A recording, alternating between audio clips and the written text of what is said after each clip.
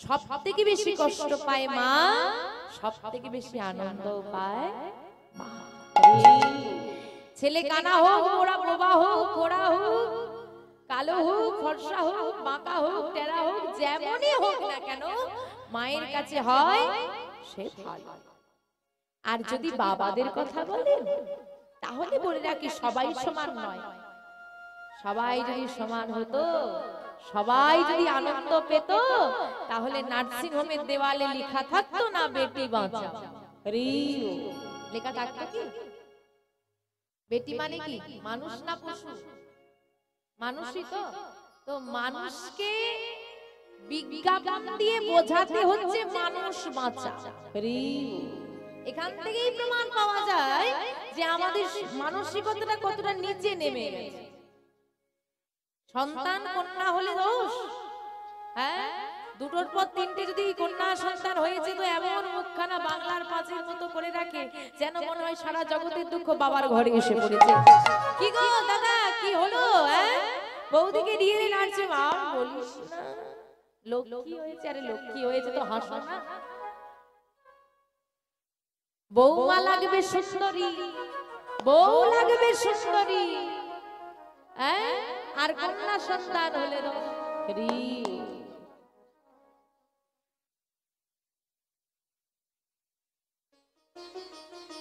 যার বুকে দাঁড়িয়ে আছো ওই ধরিত্রী মা হলো নারী। যে প্রকৃতির বুকে বেঁচে আছো প্রকৃতি হলো নারী।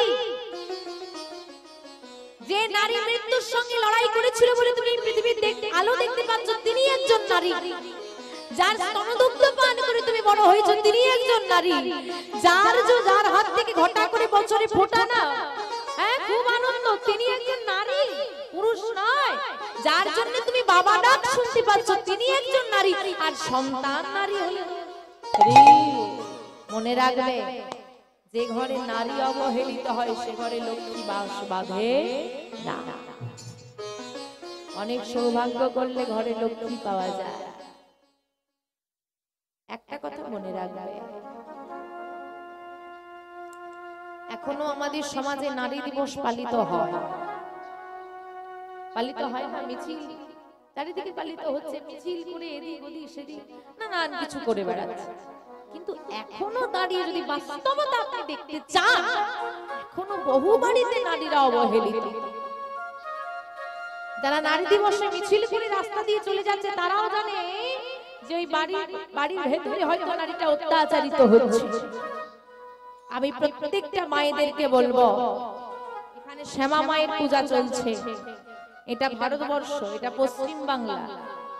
আর এই পশ্চিম বাংলায় বাঁচতে হলে না লক্ষ্মী নয় কালী হতে। কি হতে হবে? এখন ঘরে ঘরে কেমন বৌমা লাগবে বলে? লক্ষ্মী প্রতিমা লাগবে, যেন সব অন্যায় মুখ বুঝে সহ্য করে না, কালী প্রতিবাদ করে না, সেটা আর কেউ চায় না। যদি চুপ থাকে তাহলে ভালো, আর মুখ খুললে এর মতো বেয়াদব আর কেউ। অন্যায় সহ্য করো না। তুমি যদি ভালোবাসো, আমি তোমার জন্য অন্নপূর্ণা। একজন নারী পারে সংসারকে গোছাতে, কি তাই না মা? নারীর কাছে সংসার স্বর্গ, নারীর কাছে সংসার নরক। তুমি কোনো নারীকে তুমি লক্ষ টাকা এনে দিলে সে সংসার চালাতে পারবে, কাউকে 1000 টাকা এনে দিলেও সংসার সুখের হয়। তাই তুমি যদি আমাকে ভালোবাসো, আমি তোমার কাছে অন্নপূর্ণা। তুমি যদি অন্যায় করো, আমি তোমার কাছে খড়গধারিণী মা কালী। নারীর মধ্যে সেই ক্ষমতা আছে। তাই বাবাদেরকে বলবো, নারীকে সম্মান করো। মা এমন একজন, নারী এমন একজন, নারী তোমার ভাগ্য ফেরাতেও পারি, আবার ভাগ্য কাটাতেও পারি। আজকে সবথেকে বেশি আনন্দিত হওয়ার কথা মায়ের। মা আজকে কষ্ট করে জন্ম দিল, পুত্র সন্তানের জন্ম দিল, সবাই আনন্দ পাচ্ছে। মায়াবতীর ঘরে পুত্র সন্তান, আহা কি সুন্দর ফুটফুটে দেখতে ছেলেটাকে, দেখো। কিন্তু মায়ের চোখের জলের আর বিরাম না। মায়ের একটাই চিন্তা, আমি সন্তানকে প্রতিপালন করব কি করে, আমি কি করে বাঁচিয়ে রাখবো একে জগতে। ওই সদ্যজাত শিশুকে নিয়ে গিয়ে সেই রাধা মাধবের চরণে নিবেদন করে দিল। হে মাধব, হে কৃপাময়, সন্তান তো আমার নয়, সন্তান তো তোমার। তুমি আমাকে দিয়েছো মাত্র, তোমার বস্তু তোমার চরণে নিবেদন করে দিলাম। এই জগতে তো কারো কথা বলা যায় না, আজ আছি কাল নাই। ওগো দয়াময়, আমার থেকে একে তুমি অনেক দূরে নিয়ে চলে গেলেও যেন তোমার চরণ ছাড়া কোনোদিন করো না। তুমি একে দেখো। রাধা মাধবের চরণে সন্তানকে নিবেদন করে দিল। ছোট্ট ছেলেটার নাম রাখা হলো বিহারী লাল। বিহারী কি এবার মানুষ করতে হবে, আর তো ঘরে বসে থাকলে হবে না। কথাটা কেউ খারাপ ভাবে নেবেন না বাবা, ভগবান নাই করুন। যদি কোনো সন্তানের বাবা না থাকে, মা পারি বাবার জায়গাটা পূরণ করতে, কিন্তু কোন সন্তানের যদি মা না থাকে, বাবা যদি কোটিপতিও হয়, মায়ের জায়গাটা পূরণ করতে পারবে না। সব দেবে কিন্তু মায়ের যে স্নেহ ভালোবাসা মমতা সেটা কেউ দিতে পারবে না। মা ওই ছোট্ট ছেলেটাকে কোলে নিয়ে বাড়ি বাড়ি ঘুরছে। দিদি আমায় একটা কাজ দেবে? যা দাও দেবে, দাও না একটা কাজ, সন্তানটাকে তো মানুষ করতে হবে। কারো ঘরে বাসন মেজে দেয়, কারো ঘরটা মুছে দেয়, কারো ঘরে রান্না করে দেয়, কারো ঘরে জামা কাপড়গুলো পরিষ্কার করে দেয়, তাই দিয়ে মায়াবতীর চলে। সদ্যজাত শিশু সন্তান ওই বিহারীকে শয়নে রেখে মায়াবতী মা কাজ করে। সন্তান কেঁদে উঠলে এসে স্তনদগ্ধ পান করিয়ে শয়নে দেয়, আবার কাজ করে, আর সর্বদা বদনে গোবিন্দের নাম গাইতে থাকে। ভজ শ্রী কৃষ্ণ কহ শ্রী কৃষ্ণ লহ শ্রী কৃষ্ণ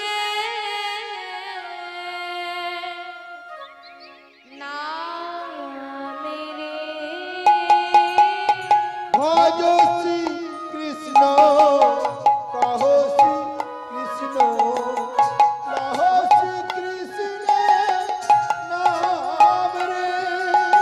ভজ শ্রী কৃষ্ণ কহ শ্রী কৃষ্ণ লহ শ্রী কৃষ্ণ নাম রে। ভজ শ্রী কৃষ্ণ কহ শ্রী কৃষ্ণ লহ শ্রী কৃষ্ণ নাম রে। ভজ শ্রীকৃষ্ণ কহ শ্রীকৃষ্ণ লহ শ্রীকৃষ্ণের নাম রে।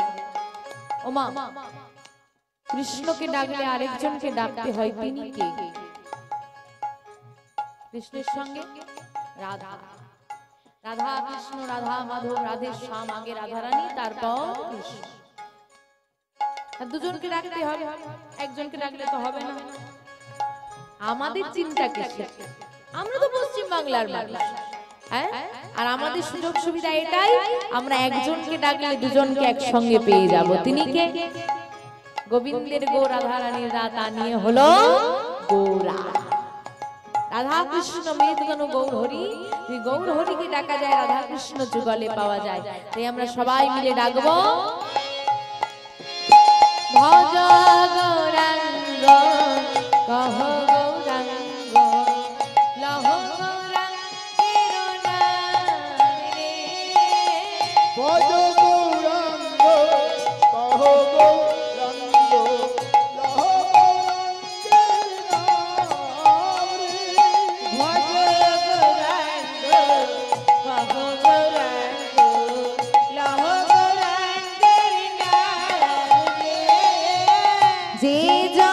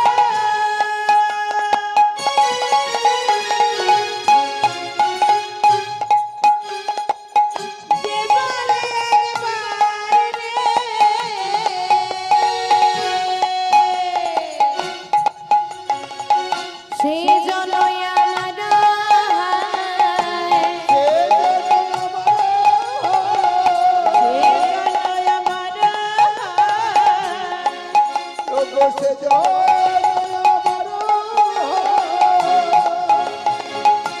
আমি হই তার রে ভজ গৌরাঙ্গ নিতাই গৌর শিবানন্দ হরি হরি বল। ভজ গৌরাঙ্গ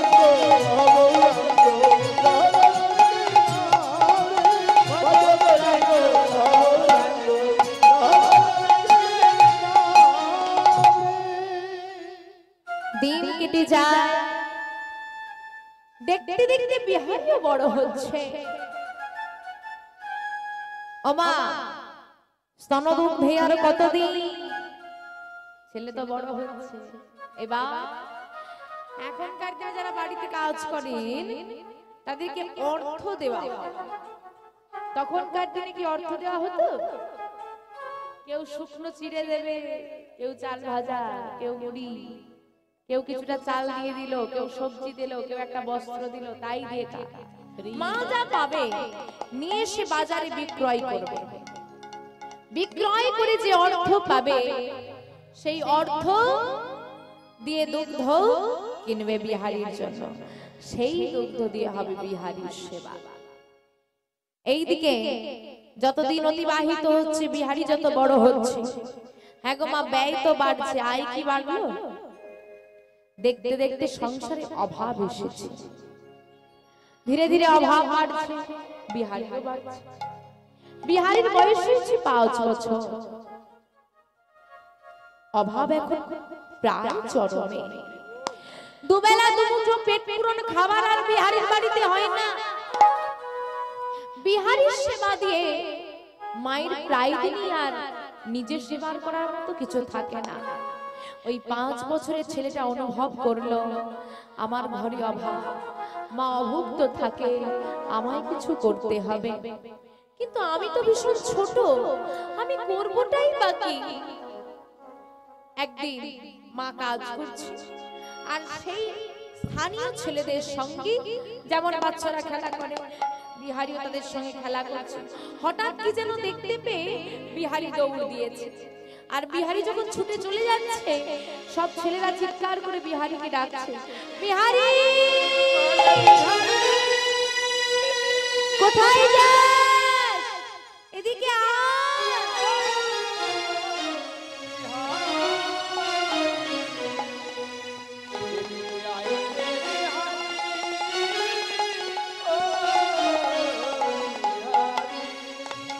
আমি আসছি, তোরা দাঁড়া।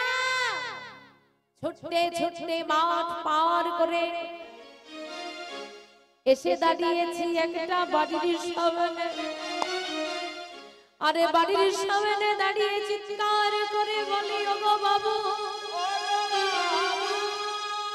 বাবু গো, একেবারে দেখা দাও বাবু, বাবু, ও বাবু। কে? বিহারীকে দেখে বাইরে বেরিয়ে এসেছে মালিক। কি চাই? বাবু, তোমার ঘরে আমায় একখানা কাজ দেবে বাবা? যা দাও দেবে, দাও না একটা কাজ। ওমা, একটা 5 বছরের ছোট ছেলে এসে তোমার ঘরে কাজ চাই, তুমি দেবে? দেবে? কেউ দেবে না। বাবু বলছে খেলার ছলে এখানে এসেছে, আমার সঙ্গে হয়তো মজা করছে।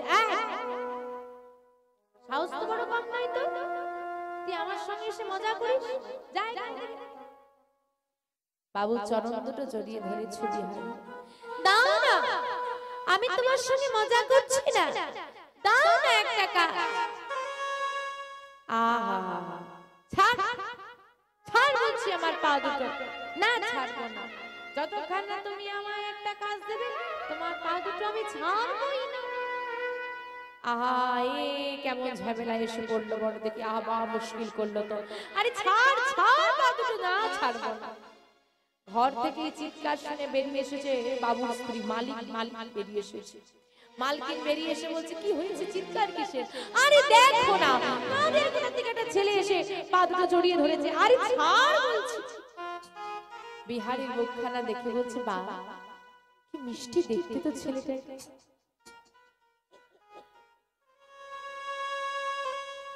কি নাম বাবা তোর? এদিকে আয় আমার কাছে, আয় আমার কাছে। বিহারীকে কাছে টেনে মা জড়িয়ে ধরেছে। কি নাম? আমার নাম বিহারী লাল। এখানে কেন এসেছিস বাবা? কি চাই? ও মা, আমায় একটা কাজ দেবে? আরে তুমি তো এখন অনেক ছোট, এখন কি কাজ করবে? মা, আমার তো বাবা নেই, আমার মা পরের বাড়িতে কাজ করে, আমাদের ঘরে ভীষণ অভাব গো মা, দাও না মা একটা কাজ, তুমি যা দাও দেবে, আমি যে আমার মায়ের অভাব দূর করতে চাই, দাও না মা একটা কাজ। বিহারীর কথা শুনে মা কেঁদে ফেলেছে। মায়ের দুটো চোখে জল, বিহারীকে জড়িয়ে ধরে বলছে, ওরে বাবা,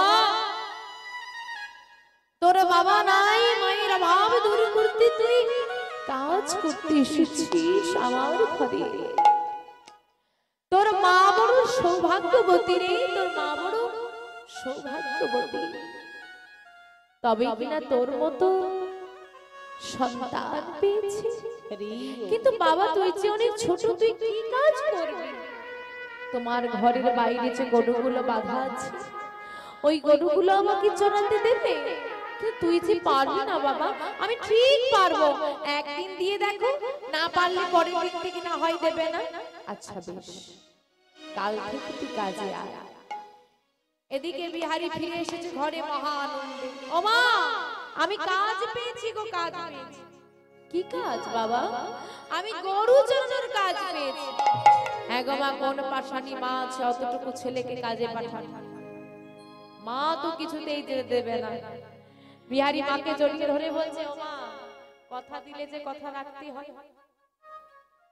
তাই তুমি আমাকে যেতে দাও।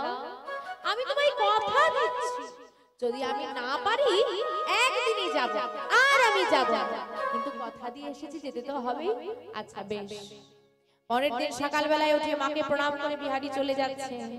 মা বলে দিচ্ছে, শোন বাবা, যেখানেই যাস, যেভাবেই থাকিস না কেন, যত দূরেই চলে যাস না কেন, মুখে দয়াময়ের নাম রাখবি।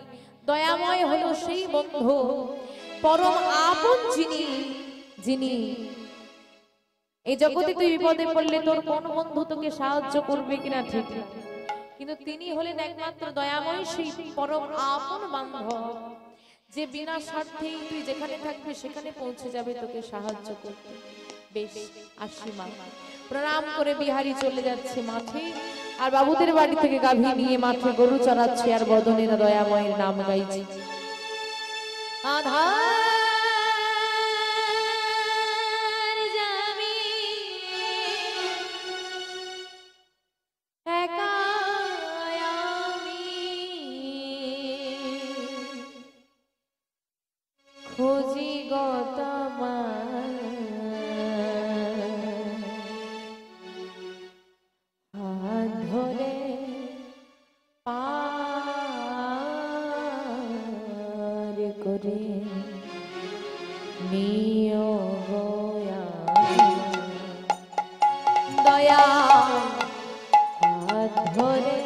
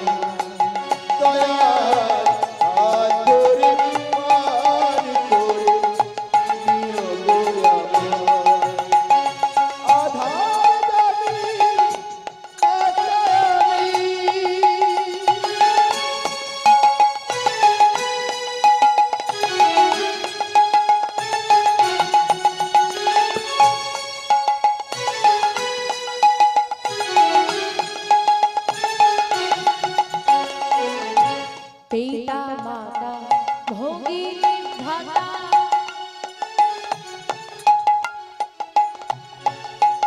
দুটি নীরে দেখা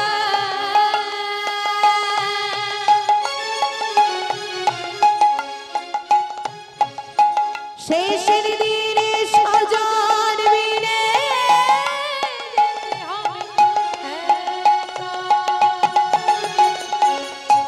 পিতা মাতা ভগিনী ভ্রাতা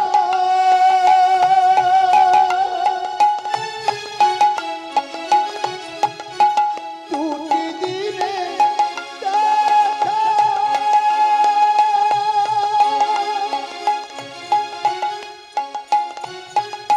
শেষের দিনে সজন বিনে যেতে হবে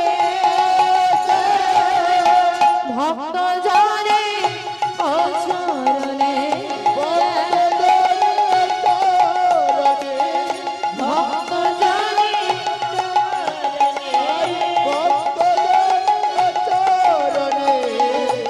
পাই যেন ঠাই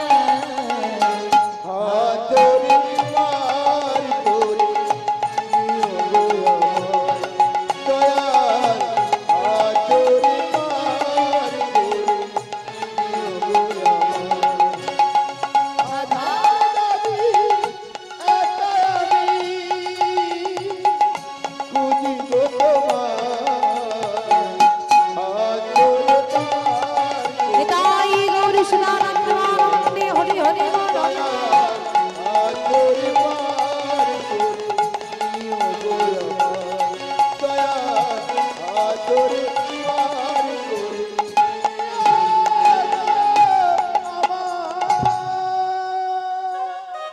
সারাদিন গরু চড়িয়ে ফিরে এলো বিহারি বিহারির এটা কর্মজীবন শুরু হলো প্রতিদিন এভাবে গরু চড়াতে যায় বেশ কিছুদিন ভালোই কাটলো কিছুদিন পর প্রতিদিনের ন্যায় আজকেও গরু চড়াতে এসেছে বাবা আর আজকের দিনটা একটু অন্যরকম কিরকম না মাথার উপর প্রচন্ড রোদ এত রোদ্রে তা বিহারি সহ্য করতে পারছে চিন্তা করছে তা গরুগুলো তো চড়বে এদের পিছন পিছন আমি রোদে রোদে ঘুরবো তাকে কাজ করি গরুগুলোকে ছেড়ে দিই আর গাছের তলায় বসি আমি একটু তো গাছের তলায় এসে ছায়া এসে বসেছি গরুগুলো চড়ছে এদিক ওদিক ঘাস খাচ্ছে আর এদিকে বিহারিরও খুব ক্ষুধা লেগেছে মা শুকনো মুড়ি বেঁধে দিয়েছে তো সেই শুকনো মুড়ি বিহারি সেবা করেছে সেবা করে জল পান করে ওই গাছের ছায়ায় বসে আছে আর গরুগুলো এদিক ওদিক চড়ছে লক্ষ্য রাখছে এমন সময় বেলা গড়িয়ে গিয়ে সুন্দর বাতাস দিচ্ছে কি হবে গো মা গাছে ঠেক দিয়ে বসে আছে খাওয়া দাওয়াও হয়ে গেছে আর নিজেরই অজান্তে বিহারি কখন ঘুমিয়ে পড়েছে এখন বিহারিকে তো ডাকার কেউ নেই যে ঘুম ভাঙ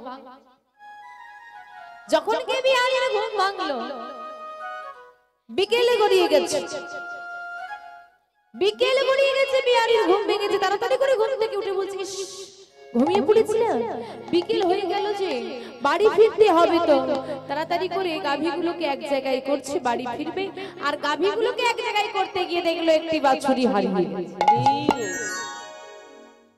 মাথায় পড়েছে হাত কি হবে গরু চালানোর কাজ করে গাভী হারিয়ে ফেলেছি মা তো ভারী বকবে দেখেন বাবা বাচ্চারা কিন্তু লাভ লোকসান বোঝে না তারা বোঝে দুষ্টুমি করা মানে মার আছে তা মারবে বকুনি খেতে হবে এই ভয়ে বিহারি কি করেছে যে গাভীগুলো পাওয়া গেছে সেই গাভীগুলোকে একটা গাছের মধ্যে বেঁধে যে বাছুরি হারিয়ে গেছে সেই বাছুরি খোঁজা শুরু করেছে এদিকে ধীরে ধীরে সন্ধ্যা নামলো চারিদিক অন্ধকার হয়ে গেল বিহারি আর বাড়ি ফেরে না ওদিকে যার ঘরের গাভী সেও চিন্তা করে আর যার ঘরের ছেলে সেও চিন্তা করে যে এত তো দেরি করে না তাই ছেলেটা গেল কোথায় দেখতে দেখতে যেই না অন্ধকার নেমে এসেছে ভয় পেয়ে বাছুরি চিৎকার করেছে আর বাছুরির চিৎকার শুনে বিহারি কি তাকে ধরে নিয়ে এসেছে চল হ্যাঁ চলে গিয়েছিলি এদিকে ওদিকে বুঝিস না আমাকে খুঁজতে হবে তো বাছুরিকে মারতে মারতে বিহারি ফিরিয়ে নিয়ে সঙ্গে গাভীগুলোকে নিয়ে অন্ধকার হয়ে গেছে বিহারি তাড়াতাড়ি করে ফিরছে আর দেখেন বাবা ভগবানের কেমন লীলা, ভগবান যা করে মঙ্গলের জন্য। শুধু এটা আমরাই বুঝতে পারি না, আমরা এদিক ওদিক ছোটাছুটি করি, আমরাই বুঝতে পারি না। আপনার যা ঘটনা ঘটবে তার পিছনে একটা ভালো কিছু লুকিয়ে থাকে, সব খারাপের পেছনে ভালো লুকিয়ে থাকে। তো তাই বাবা, তো বিহারীর আজকে ক্ষতি হয়েছে, একটা বিপদ এসেছিল। বিহারী কিন্তু ভগবানকে দোষারোপ করেনি, বরং বিশ্বাস রেখেছিল। তা সেটাই আজকে বিহারীর জীবনে বড় পাওয়া হয়ে দাঁড়ালো। কিরকম প্রতিদিন তাড়াতাড়ি ফিরে আসে, আজকে ফিরে আসছে কিন্তু একটু দেরি করে। আর সন্ধ্যা হয়ে গেছে, আর সন্ধ্যার বেলায় আজকে যেমন সন্ধ্যা থেকে এখানে কীর্তন আসন চলছে, হ্যাঁ, তো সন্ধ্যাবেলায় ভাগবতীয় কথা, ভাগবতীয় আসর বসেছে, ভাগবত কথা চলছে। আর বিহারীর সেই পথ ধরে প্রতিদিন যায়, আজকেও যাচ্ছে, কিন্তু আজকে সাধু সঙ্গটা বিহারী দেখতে পেয়েছে। তো সাধু সঙ্গ দেখতে পেয়ে বিহারী দাঁড়িয়ে পড়েছে, দাঁড়িয়ে দেখছে ভক্তরা সবাই মিলে উলুধ্বনি হরিধ্বনি করছে, আর সবাই মিলে বলছে হরি বল রে, হরি বল রে,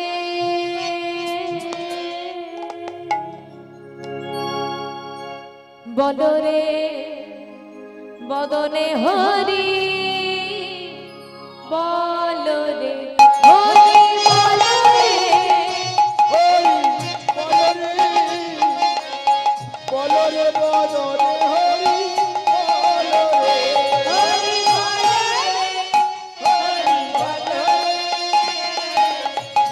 রে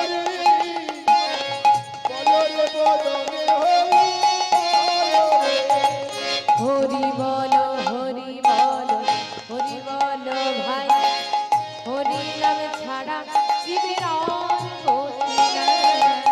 হরি বলো হরি বলো হরি বলো ভাই, হরি নাম ছাড়া জীবের আর গতি নাই। হরি বলো হরি বলো হরি বলো ভাই, হরি নাম ছাড়া জীবের আর গতি নাই। হরি বল, হরি বল, হরি বল ভাই, হরি নাম ছাড়া জীবের আর গতি নাই। আমার হরি বলো হরি বলো হরি বলো ভাই, হরি নাম ছাড়া জীবের আর গতি নাই। নানা গতি নাই, গতি নাই, গতি নাই গতি নাই, গতি নাই, হরি নাম দিলে হরি নাম ছাড়া দিলে। বলো ভাই, বলো ভাই, বলো ভাই, বলো ভাই,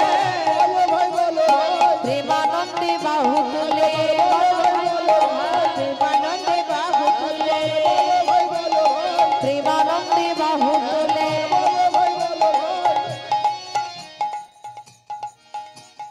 সবাই তো হাত তোলে না, সবাই তো হাত তোলে না, মাঝে মাঝে রইল বাকি, সবাই তো হাত তোলে না,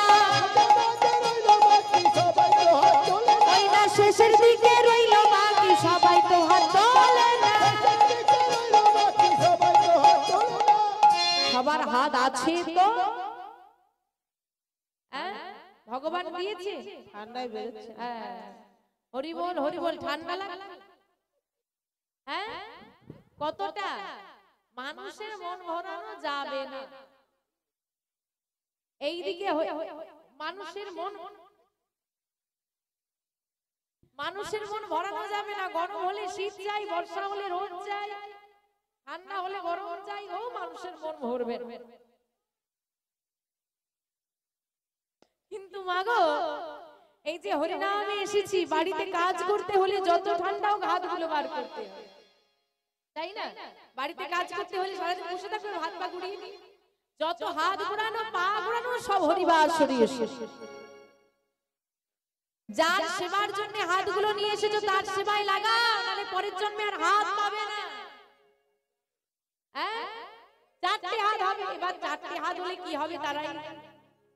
বিচার তো হবে, তো সেখানে আর হাত পাওয়া যাবে না।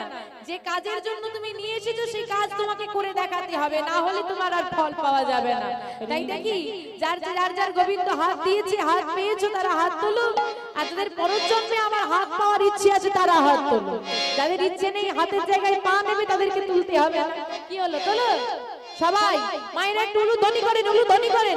হরি বল রে, হরি বল রে, বল রে বল রে, হরি বল রে, হরি বলো রে, হরি বলো রে, বলো রে বলো রে, হরি বলো রে। হরি বল রে, হরি বল রে, তাই গৌর সুরাধন হরি হরি হরি বল। হরি বলো রে, বলো রে বলো রে, হরি বলো রে, বল রে বল রে, হরি বল রে, বলো রে। আমা বা বা বা বা বা বা বা, বেশ সুন্দর নাম হচ্ছে তো। আর এমন সময় দেখুন বাবা, এই যে কীর্তন হচ্ছে, সব সময় তো নাম গাইলে হবে না, কথাটাও শুনতে হবে। তো ভাগবত কথা, কথা হবে, তার মাঝখানে ভক্তদেরকে একটু করতালি দিতে হবে। তো কথা হচ্ছে, এবার পাঠক ঠাকুর যে পাঠ, যে বর্ণনাটা করছেন ভগবানের লীলা, সেই পাঠ বর্ণনায় তিনি বলছেন, আমি বলছি না, সে পাঠক ঠাকুর বলছেন। শোনো সবাই শোনো, বৃন্দাবনে কৃষ্ণ নামে একটা ছেলে আছে, যার মুখে আছে হাসি আর হাতে আছে বাঁশি। তারা 24 জন সখা, 24 জন সখা মানে বন্ধু, 24 জন বন্ধু। তারা সবাই মিলে কি করে? হ্যাঁ গো, কৃষ্ণের কাজ কি ছিল গো বৃন্দাবনে? ভগবানের কাজ কি? বাঁশি বাজাতো, আর কিছু করতো না। বাঁশি বাজানো তো কাজ ছিল না, ওটা তিনি ভক্তের মন জয় করার জন্য বাজাতেন। কাজটা কি করতেন? আরে গরু চড়াতো। তারা সবাই মিলে গরু চড়াতো। তা একটা দুটো নয়, কটা গরু চড়াতো? কৃষ্ণের কটা গরু চড়াতো কৃষ্ণ আর সখারা মিলে? 9 লক্ষ ধরে। ও মা, এত গরু! দাঁড়িয়ে দাঁড়িয়ে তো বিহারী শুনছে এগুলো, এত গরু চড়াতো। শোনো, তারা শুধু কাজ করতো না, কাজও করতো আবার খেলাও খেলতো। কি খেলা খেলতো? নিত্য বিনোদ খেলা। নিত্য মানে প্রতিদিন, বিনোদ মানে নতুন। প্রতিদিন নতুন নতুন খেলা খেলতো। সবার বাড়ি থেকে যে খাবার আনতো, সবার বাড়ি থেকে খাবার দিত, কেউ কৃষ্ণকে সেবা না দিয়ে সেবা করতো না। বৃন্দাবনে কেউ অভুক্ত থাকে না, কৃষ্ণ সবার উদর পরিপূর্ণ করেন। তারা একসঙ্গে খেলা খেলে, সেবা করে, যমুনা থেকে জল পান করে, এবং যদি কারো গাভী হারিয়ে যায় তাকে আর চিন্তা করা লাগে না। কেন না? কৃষ্ণের হাতে আছে বাঁশি, ওই বাঁশি বাজিয়ে দিলে গাভী যত দূরেই চলে যাক না কেন, আপনা আপ সে ফিরে আসে। যেই না এই কথা শুনেছে, বিহারীর মনে আর আনন্দ ধরে না। সে চিন্তা করছে, কম গরু চড়ালে কম মাইনে, আর বেশি গরু চড়ালে বেশি মাইনে। তাই এখানে কম গরু চড়াচ্ছি, আমি কবে বড় লোক হব? হ্যাঁ, যদি বৃন্দাবনে চলে যাই, ওরা 24 জন, আমি গেলে 25 জন হয়ে যাবে। 24 জন 25 জন হয়ে যাবে, আর 25 জন হয়ে গেলে 25 জন মিলে 9 লক্ষ ধেনু চড়াবো, বেশি গরু চড়াবো, বেশি মাইনে পাবো। খাওয়া দাওয়ার চিন্তা নাই, বৃন্দাবনে কেউ অভুক্ত থাকে না। আবার এদিকে খেলাও খেলা হবে, কাজও হবে। অন্যদিকে কৃষ্ণের বন্ধু হয়ে গেলে, যদি আমার গাভী, আজকে গাভী হারিয়ে গেল, খুঁজতে হলো। কিন্তু যদি কৃষ্ণের বন্ধু হওয়ার পর গাভী হারিয়ে যায়, কৃষ্ণের বাঁশি আছে, খুঁজতেও হবে না। তা সব রকম সুযোগ সুবিধা যখন বৃন্দাবনে, আমি যাব বৃন্দাবন। এই চিন্তা করে যার ঘরের গাভী তাকে ফেরত দিয়ে দিয়েছি। ও মা, এই নাও তোমার গাভী ধরো, আর আমার যা মাইনে হয়েছে আমাকে দিয়ে দাও, আমি কিন্তু তোমার ঘরে আর কাজ করব। আমি ভালো জায়গায় কাজ পেয়েছি। তো গরু ফেরত দিয়ে সে তার মাইনে নিয়ে বাড়ি এসেছে। ও মা শোনো, সেই মাকে আমি বলে দিয়েছি, আরে তুই ছিলি কোথায়? আরে শুনবে তো, কোথায় ছিলাম সব বলছি, শোনো আগে। হ্যাঁ, যার ঘরের গরু তাকে ফেরত দিয়ে দিয়েছি, নাও করি দিয়েছে, তুমি ধরো, আর আমি এখানে আর থাকবো না, আমি ভালো জায়গায় কাজ পেয়ে গেছি। কোথায় না বৃন্দাবন। যেই না সব ঘটনা মাকে খুলে বলেছে, মায়ের তো মাথায় হাত, হাই রে পাগলে ছেলে, তোকে কে এই সব বলেছে? বলে ওই তো ওখানে বসে দাদুরা বলছে। বলে ওখানে তো ভাগবত কথা হচ্ছে। ওটা আগে হয়েছিল, এখন আর বৃন্দাবনে এইসব কিচ্ছু হয় না। বৃন্দাবনে কৃষ্ণ নেই, আর এইসব কিচ্ছু গরু চরণ কিচ্ছু হয় না বৃন্দাবনে আর।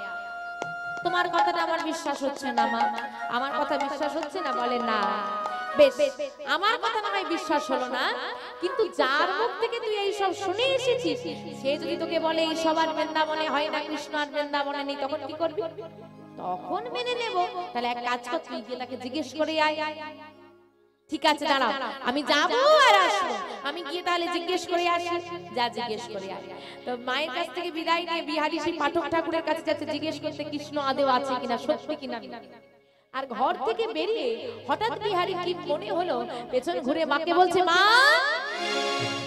যদি বৃন্দাবনে কৃষ্ণ না থাকে আমি তোমার ঘরে ফিরব, আরে যদি জানতে পারি বৃন্দাবনে কৃষ্ণই আছে আমি কিন্তু আর ফিরব না।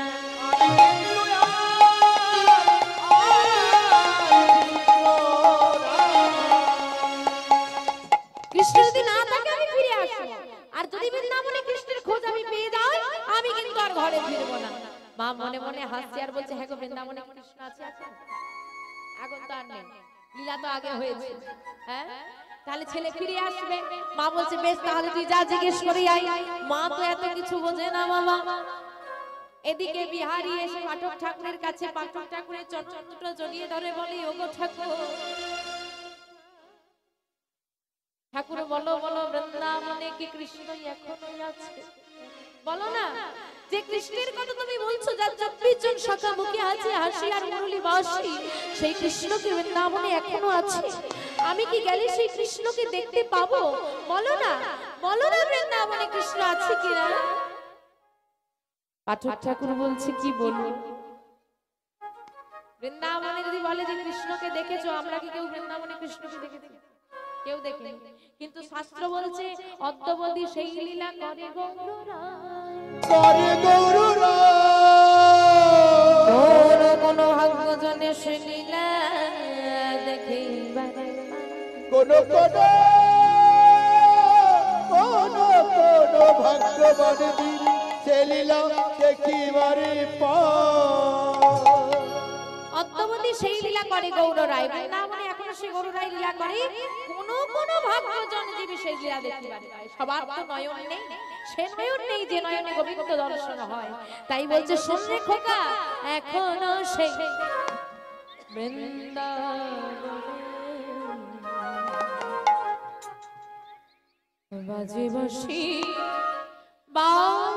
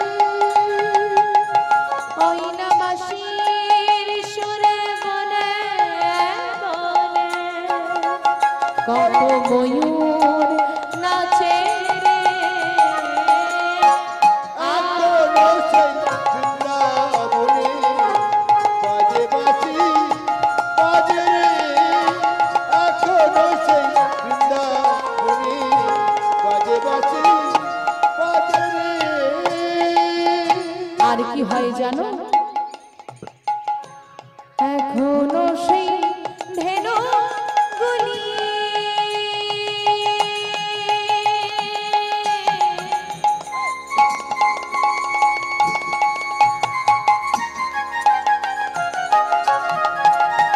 তারা বন মাঝে মাঝে মাঝে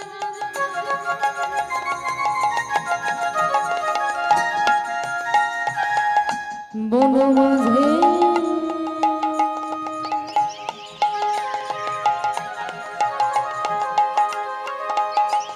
বন মাঝে